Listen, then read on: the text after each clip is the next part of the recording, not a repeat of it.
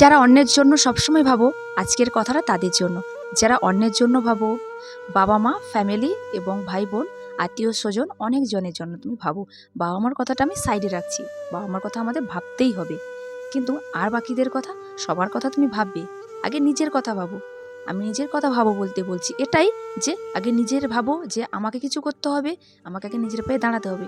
কারণ তুমি যদি ঠিক টাইমে ঠিক সিদ্ধান্ত না নিয়ে নিজের পায়ে না দাঁড়াও, পরবর্তীকালে তোমাকে কেউ সাহায্য করবে না যখন তুমি অনেক বিপদে পড়বে। তুমি যদি একটা ভালো পজিশনে থাকতে পারো, তাহলে তুমি কিন্তু শেষ দিন পর্যন্ত সবাইকে সাহায্য করতে পারবে।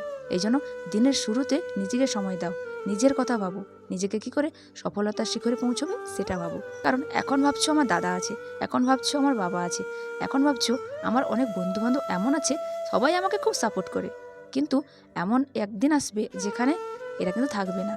সবসময় সবাই সবার পাশে থাকে না, তো থাকবে না, সেদিন কিন্তু তুমি অনেক সমস্যায় পড়ে যাবে। তাই তোমাকে এখন থেকে আগে নিজের জন্য ভাবতে হবে, নিজেকে স্ট্যান্ড হতে হবে, তারপর তুমি সবার জন্য ভাবো। আজকের ভিডিওটা যদি ভালো লাগে তাহলে please like, share, comment and subscribe. আর যারা ফেসবুক পেজে দেখছো, পেজটিকে ফলো করে দিও এরকম নতুন নতুন ভিডিও পাওয়ার জন্য।